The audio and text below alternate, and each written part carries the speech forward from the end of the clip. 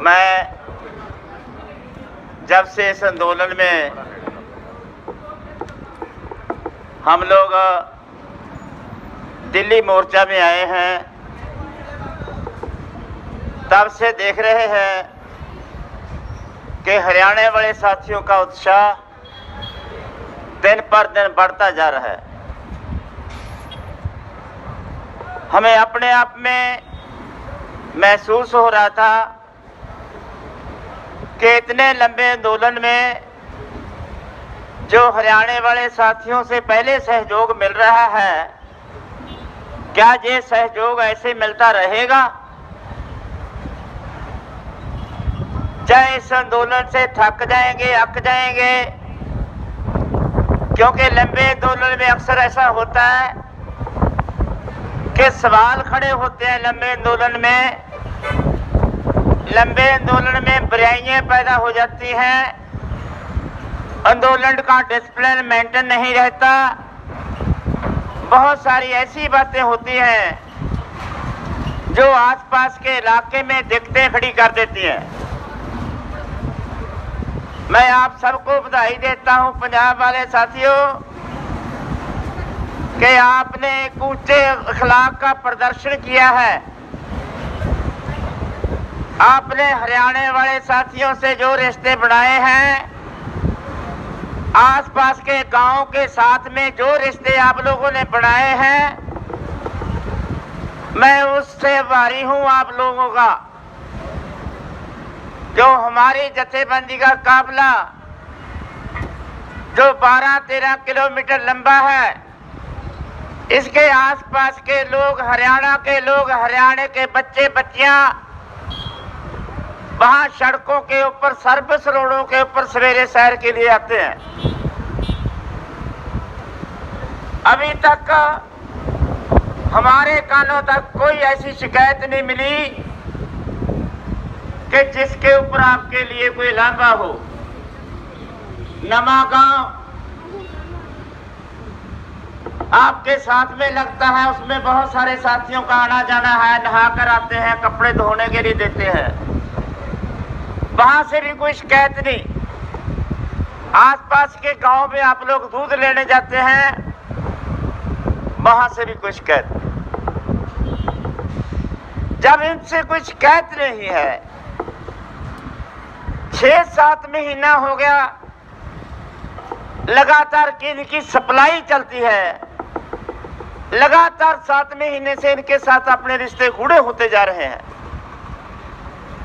तो क्या इस आंदोलन की प्राप्ति नहीं है? ये अभी हमारे लिए कानून वापस करना जरूरी है कि कानून बनाने वाली सरकार को वापस करना जरूरी है। ये हमारे लिए सवाल हो गया। इस सरकार को खत्म कर दे, इस सरकार का मलियामेट कर दे, कि आने वाली सरकार को भी बता दें कि अगर किसानों मजदूरों के लिए कभी भी ऐसा फैसला किया है तो खबरदार हो जो। ये काम करना है, बड़ा काम है। ये बड़ा काम पंजाब और हरियाणा दोनों स्टेट नहीं कर सकती। पंजाब और हरियाणा अभी हिंदुस्तान में एक मिसाल बन गया कि दोनों स्टेटों के अंदर आंदोलन शिखर पर है, तो दोनों स्टेट दूसरी स्टेटों के लिए चानन मिनारा बनी हुई है। इस आंदोलन को आगे चलाने के लिए इसका रूप बदलना पड़ेगा। हम बात कर रहे थे इधर कि जो 26 तारीख को प्रोग्राम हुआ है हिंदुस्तान में, उसने आंदोलन को बल बख्शा है, उसने आंदोलन के अंदर जान डाल दी, उन लोगों की जबान बंद कर दी जो लोग बोलते थे कि आंदोलन मट्ठा पड़ गया, लोग कम डिसइंटरेस्ट लेने लगे। हमने अपनी जथेबंदी की तरफ से संयुक्त मोर्चा की मीटिंग में रखने का फैसला किया है, बात रखने का फैसला किया है कि आंदोलन की दिशा बदलने के लिए आसपास के जितने गांव हैं, दिल्ली के आसपास के गांव, जिसके अंदर बीजेपी ने एक मुहिम छेड़ी है कि बीजेपी को कुछ खरीदे हुए लोग दिखाना चाहते हैं कि जो मोर्चे के अंदर बैठे हुए लोग हैं, इनसे हमें दिखते हैं, इनको यहां से हटा दो, इनसे चड़कबेली करा दो, क्योंकि आसपास के गांव के राठी बिरादरी के लोग इन लोगों से बहुत औखे हैं। हम आज राठी बिरादरी के बीच में खड़े हैं। ये इलाका राठी बिरादरी का है, ये जादमा का इलाका है। हम इस इलाके में गांव के लोगों से पूछना चाहते हैं कि भाइयों, कि क्या ये बात सच है कि ये आंदोलनकारी आपके लिए समस्या बने हुए हैं? जब बीजेपी के कुछ खरीदे हुए लोग ये प्रचार कर रहे हैं, इसका जवाब आप लोगों ने देना होगा। हम आएंगे आपके पास। आज शुरुआत की है, टोल प्लाजा में आए हैं ये बात कहने के लिए कि गांव में जाएंगे, बड़े बड़े गांव में जाकर रैलियां करेंगे। जो गांव हमें सहयोग देगा उसमें सारी बात बताने के लिए जाएंगे। मोर्चा भी चलता रहेगा। पंजाब में 41 मोर्चे चल रहे हैं, वो मोर्चे भी चलते रहेंगे। और हमारे उड़न वाले दस्ते जो हैं वो गांव में जाएंगे और कॉन्फ्रेंस करके रैलियां करके वापस अपने मोर्चे में आएंगे। ये हमारे उड़न वाले दस्ते हैं, हर समय तैयार रहने वाले दस्ते, जिसको जब मर्जी फैसला कर लो और बोल दो कल को उधर जाना है, तैयार हो जाओ। इतनी बहनें जाएंगी, इतने नौजवान जाएंगे, इतने व्हीकल जाएंगे, वहां पर कॉन्फ्रेंस करके आना है। ये काम चलना है हमारा। दूसरा सवाल रहा है जो इस इलाके को नहीं, पूरे हिंदुस्तान के लोगों को रड़क रहा है, वो है डीजल और पेट्रोल का मसला। डीजल और पेट्रोल की कीमतें बहुत ऊपर चली गई। हम आंदोलन में हैं, इसलिए आंदोलन डीजल का और पेट्रोल का मसला संघर्ष की मांग करता है। आज हमारी पंजाब वाली जथेबंदी से अपनी बात होगी कि 2 जुलाई को पंजाब के सारे जिला हेडक्वार्टरों के ऊपर 2 जुलाई को डीजल की महंगाई को लेकर, पेट्रोल की महंगाई को लेकर मुजाहरे किए जाएंगे। हमने उस दिन क्या करना है, 2 जुलाई को संयुक्त मोर्चा की मीटिंग है। मीटिंग में भी हमें मसला रखेंगे। अगर वहां पास होगा तो ठीक है, नहीं तो जो हमें ठीक लगेगा वो हम भी इस मोर्चे में बैठे बैठे करेंगे। अभी सवाल ये है कि मोदी साहब जो बोल रहा है कि 2022 में मैं किसानों की आमदन दुगनी करनी है, हमें समझ नहीं आती कि दुगनी आमदन, किसानों की आमदन लागत खर्चे कम करने से बढ़ती है कि लागत खर्चे बढ़ाने से बढ़ती है। गैस की कीमतें बढ़ गई, स्कूलों की फीसें बढ़ गई, डॉक्टरों की फीसें बढ़ गई, रेलों का किराया बढ़ गया, कपड़े का रेट बढ़ गया, सारियां जितनियां भी बिजली के रेट बढ़ गए, जितनी सुख सहूलतें हैं, डीएपी जिसका रेट अभी 1200 है, उसके ऊपर 1211 रुपये सब्सिडी है। 1200 सब्सिडी, 1211 रुपये किसी भी समय हमारी सरकार वापस ले सकती है। 2022 की चोन जाते जाते से वापस ले सकती है, तो डीएपी का एक थैला 2411 रुपये में मिलेगा। अभी सवाल ये है, इसमें भाषण लंबा जाता है, थोड़ी निगाह मार लें कि डीजल की कीमत अभी संसार मार्केट में कितनी है। इस समय संसार मार्केट में एक बैरल की कीमत 70 रुपये है, $70। $70 $1 में, एक बैरल में 159 लीटर तेल पड़ता है। 159 लीटर तेल 5150 रुपए का पड़ता है। ये संसार मार्केट की कीमत है भाइयों। अगर संसार मार्केट से तेल लेकर खर्चा काट कर बेचना हो तो पेट्रोल की कीमत 32 रुपये बनती है। 32 रुपये के ऊपर उसको तेल को साफ करने का खर्चा और उसको खर्चा लगाकर 4 रुपये कुछ पैसे और ऊपर लग सकते हैं, तो 36 रुपये कुछ पैसे उसकी कीमत बढ़ती है।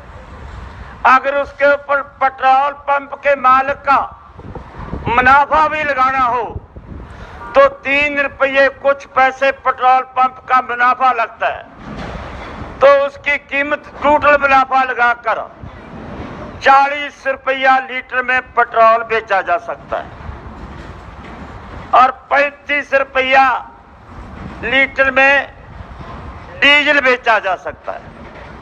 अभी पेट्रोल की कीमत कितनी है? 100 रुपये के ऊपर। तो ये जो ऊपर वाले पैसे हैं, जैसे मान लें कि 60 रुपये ऊपर वाले, वो किस कौन ले जाता है?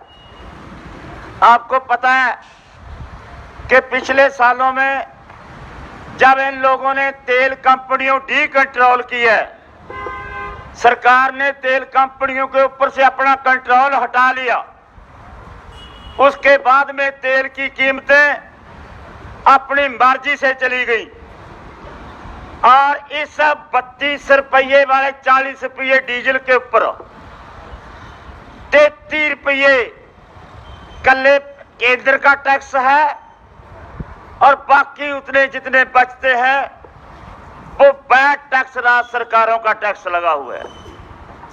इसका मतलब साफ साफ ये है कि कीमत 40 रुपये डीजल की और टैक्स है 60 रुपये उसके ऊपर।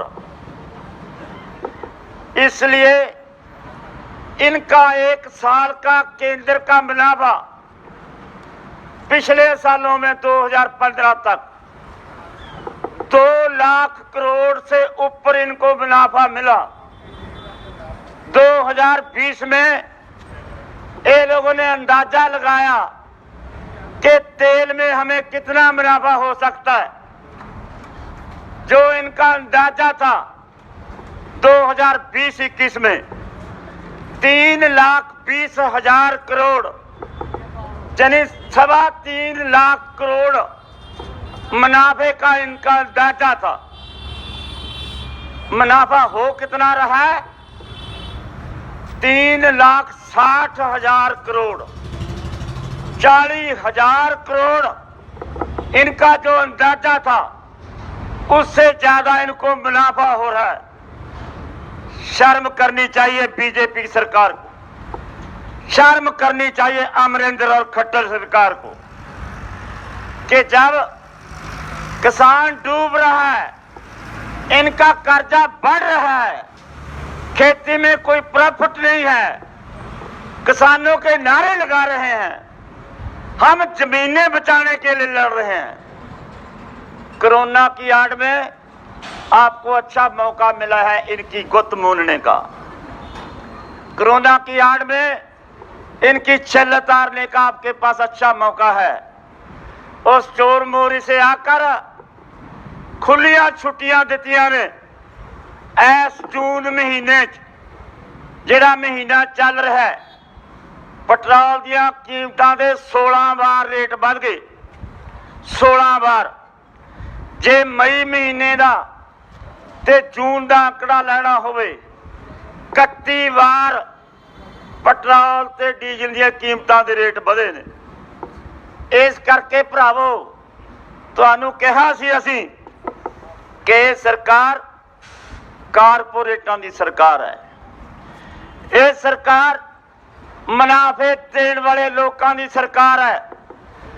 ਇਹਦੇ ਪਿਛਲੇ ਪਾਸੇ ਇੱਕ ਬਹੁਤ ਵੱਡੀ ਤਾਕਤ ਹੈ ਜਿਹੜੀ कह रही है कि अगर राज करना है तो हमारी पूछ पूछ करनी होगी। जैसे हम बोलेंगे ऐसे बोलना होगा। जो कानून हम कहेंगे वो बनाने होंगे। इस करके ये लड़ाई बहुत बड़ी है और बेमेची है। आप बधाई के पात्र हो कि इस लड़ाई को जो कभी दुनिया ने सोचा भी नहीं था, जो कभी सुनते थे जब हम लोग बोलते थे ना भाई कि 6 महीने का राशन लेकर चले हैं, 6 महीने हम वापस मुड़ने वाले नहीं, तब हमारे ही लोग हंसते थे कि 6 महीने कभी आंदोलन चला, 6 महीने कोई बैठ सकता है क्या? लेकिन आज तो 7 महीने से ऊपर चला गया समा और 8 महीने चल रहे हैं। 8 महीने चल रहे हैं और हरियाणा के पंजाब के टोल प्लाजे कुल बंद हैं। 1500 करोड़ रुपया हरियाणा और पंजाब के किसानों का बच गया। 1500 करोड़ रुपया हरियाणा और पंजाब के टोल प्लाजे के ऊपर 1500 की लूट आपने बचा ली है। हमारा दौर क्या है, हमारे अंदर जोश कैसा है, हमारे चेहरों के ऊपर रौनक कैसी है, हमारे में निराशा आगे के हौसले पर हैं। जाकर सामने वाले टेंट से पूछ लो जिसमें पतौड़ बन रहे हैं भाई साहब, जाके पूछिए। जाके सिंगों वाली बॉर्डर के ऊपर जाकर पूछ लो जहां जलेबी बन रही हैं। पंजाब और हरियाणा के गरबे में जाके पूछ लो जहां एक ही बात कही जाती है कि जीत कर ही मुड़ना है, जीतते बगैर वापस नहीं आना।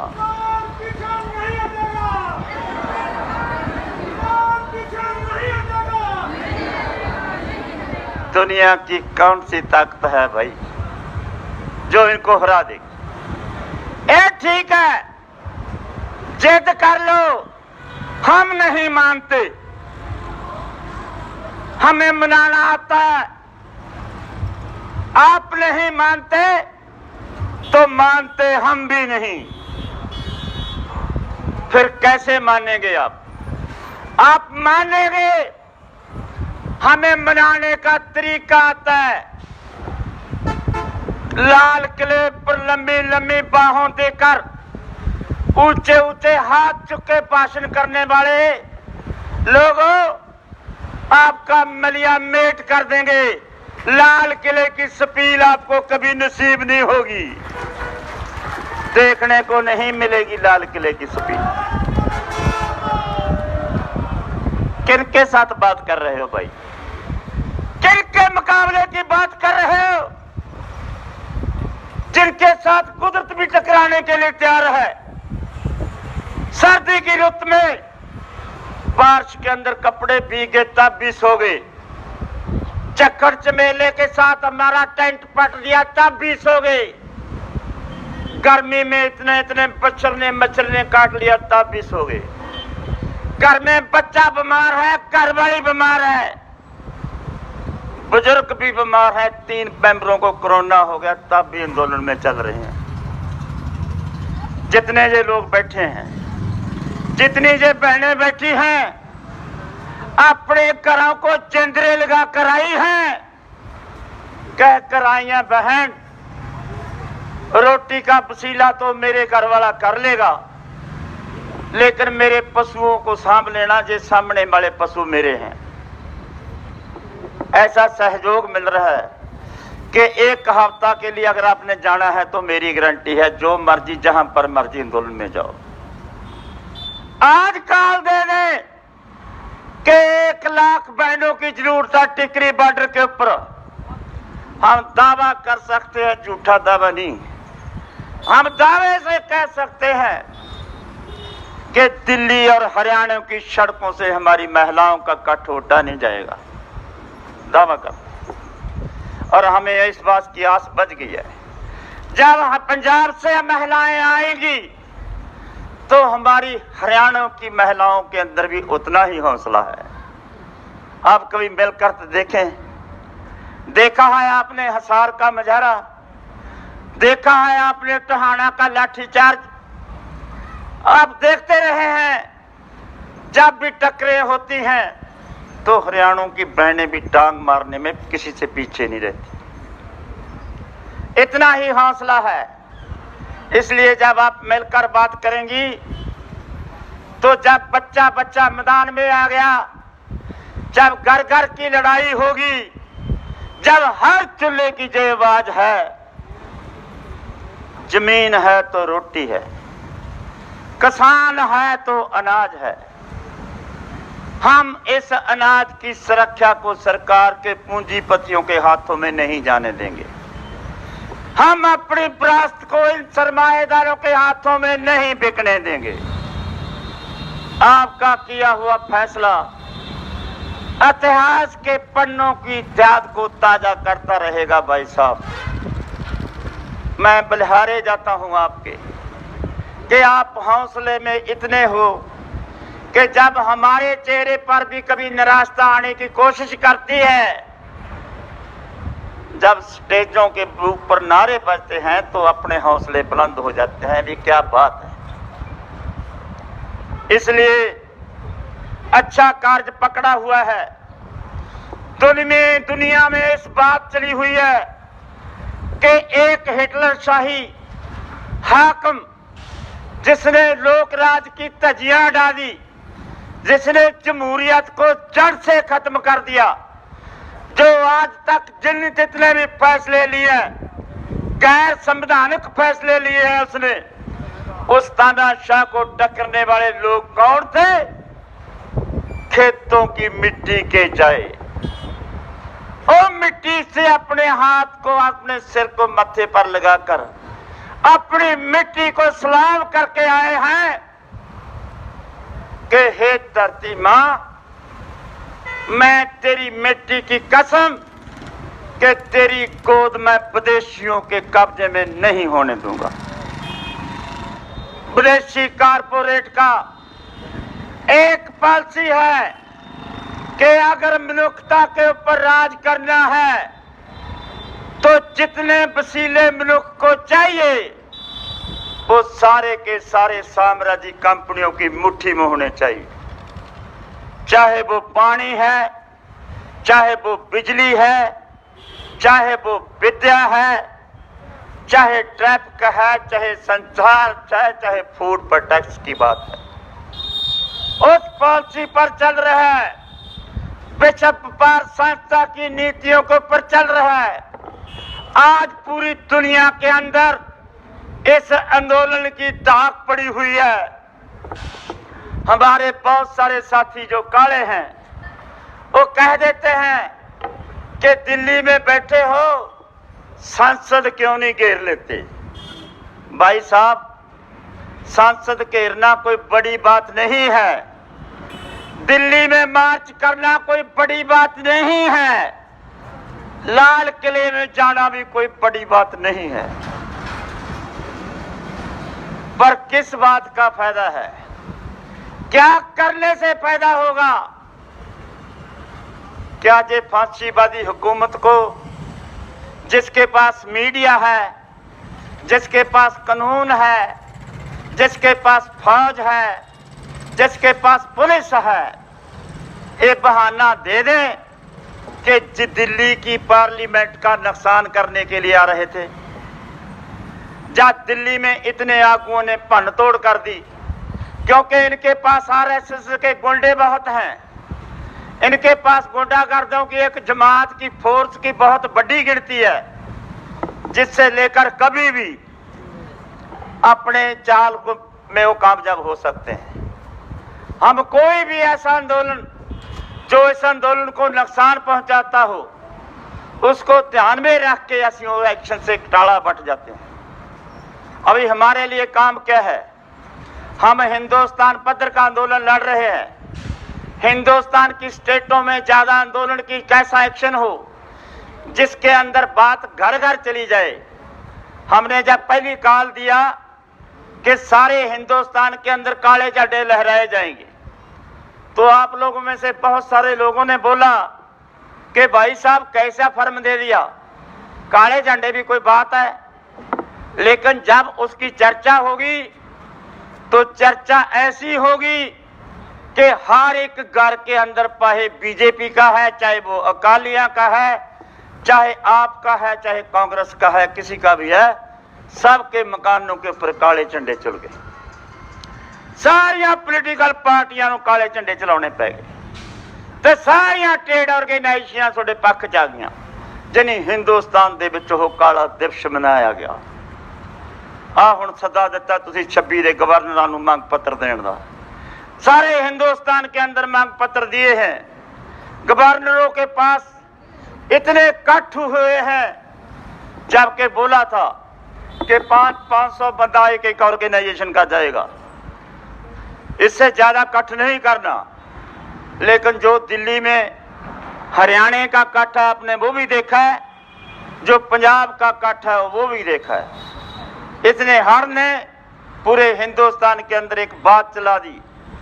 इस करके साथियों और बहनों और हरियाणा वाले साथियों, हम चाहते हैं कि जो बीजेपी की चली हुई चाल है, जो लोगों ने कोशिश की है मीडिया के जरिए ये बताने की कोशिश की है कि जो आंदोलनकारी हैं इलाके के लोगों के लिए समस्या बने हुए हैं, इसको धोने के लिए हम आसपास के गांवों का दौरा करके वहां पर रैलियां करनी चाहते हैं, वहां के लोगों का हंगारा लेना चाहते हैं, उनकी आवाज बुलंद करना चाहते हैं। अगर ऐसी चाल चले तो उस चाल को ऐसे फेल करना है जैसे 26 जनवरी को भी आप जल्दी समझ गए थे। 26 जनवरी को एक भुलेखा हुआ आपको, हमने भी सुना कि अच्छा ये लाल किले का झंडा चढ़ाने के लिए ही आप आए थे, यही था आपका मनोरथ। जब हरियाणा वाले साथियों को पता चला कि ये लाल किले के झंडा चढ़ाने वाले जो लोग हैं वो किसान नहीं हैं, वो बीजेपी के कुछ शंगारे हुए लोग हैं, वो उनकी चाल है लाल किले का रास्ता खुला छोड़ना, लाल किले तक ऐसी हालत में पहुंचना बहुत दिक्कत की बात होती है। जब बात समझ में आ गई तो हरियाणा और यूपी के भाई वापस मुड़े और बहुत जल्द समझ गए। ये पत्ता भी पीटना है। जो सरकार पत्ता चला रही है कि हरियाणा के गांव के लोगों को आंदोलनकारियों से बहुत सारी दिक्कतें हैं, ये पत्ता भी हमने रल के फेल करना है। जहां भी आप कहेंगे हम उन गांव में जाएंगे।